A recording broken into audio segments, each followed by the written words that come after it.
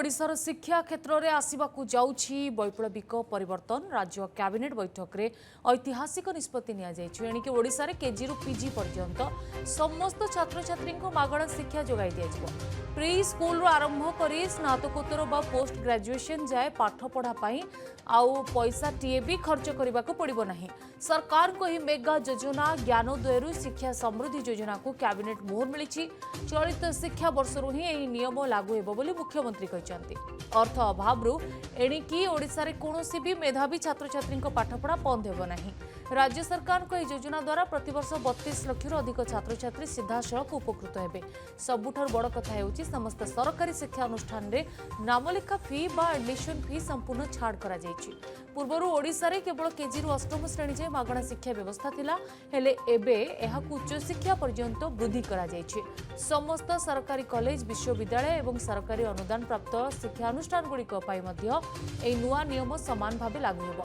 एहा द्वारा स्कूल और कॉलेज गुड़िक ड्रॉप आउट समस्या ह्रास पाइब एवं अधिकरू अधिक पिला उच्च शिक्षा ग्रहण करें। जातीय शिक्षा नीति एवं ओडिशा विजन 2036 को आखि आगरे रखी दूरदृष्टि संपूर्ण निष्पत्ति नि योजना को सफल करने राज्य सरकार बड़ पुंजी निवेश करिसेंती। प्रथम आर्थिक वर्षर बजेट 895.97 कोटी टंका मंजूर होईछि। 5 वर्षरे मोट व्यय अटकल 5467.55 कोटी आर्थिक अनुदान को अनुमोदित मिली।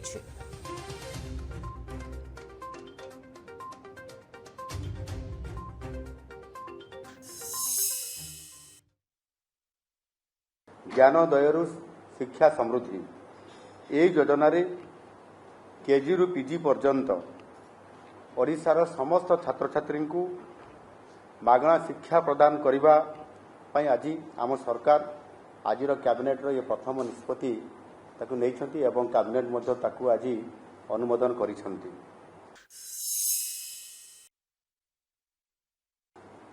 चलित वर्ष 2026-27 ये शिक्षा वर्ष यह कार्यकारी हेबो। ये योजना रे सरकारी एवं सरकारी अनुदान प्राप्त विद्यालय गुड़िक नवम श्रेणी द्वादश श्रेणी रे पढ़ुवा छात्र छात्री मानकर समेत राज्यर सरकारी विश्वविद्यालय सरकारी कॉलेज एवं सरकारी अनुदान प्राप्त कॉलेज गुड़िक नियमित भाव स्नातक एवं स्नातकोत्तर पाठ्यक्रम करुवा छात्र छात्री माने इथिरे सेमानकु अंतर्भुक्त मध्य कराजिबो। यह द्वारा प्रतिवर्ष प्राय 32 लाख अधिक छात्र छात्री उपकृत हेबे एवं समानक परिवार रे ये जो बड़ आर्थिक बोझ गुटे थिला ताहा इथिरे दूर हो पारिबो। एवं जो पिला माने मझिरे ड्रॉप आउट हो जाउथिले अर्थात पाठपढ़ा अधारू छाड़ी देउथिले तो ताकू किबरी भाबरे ह्रास करा जिवो सेथि पई समाने ड्रॉप आउट भी एथिरे कमी जिवो एवं सामाने एनरोल रे भी तांकर संख्या वृद्धि पाइबो। एटार सत कथा जे पिला माने पैसा असुविधा पई पाठ तांकर बहुत असुविधा होतला जेहेतु एबे पाठ पढ़ाटा फ्री हो जाइए सेठू पिलांकर मेन इंटरेस्ट अधिक हम पेरेंट्स मैंने भी जब पैसा असुविधा मैंने भी अलाउ करेंगे पिला पढ़िया गर्ल्स एजुकेशन यहाँ भी भल हो पार। तो ये सरकार को धन्यवाद देवा चाहूँगी जे से मैंने केजी रु पीजी जाए पाठपढ़ा फ्री करदे। केजी रु पीजी पर्यंत मागणा शिक्षा निश्चय भाव में शैक्षिक मान को द्विगुणित कर। आपण देखंतु सोशल इंफ्रास्ट्रक्चर जहाँ आम कहूचे तादर 1 नंबर रही शिक्षा और 2 नंबर रही स्वास्थ्य।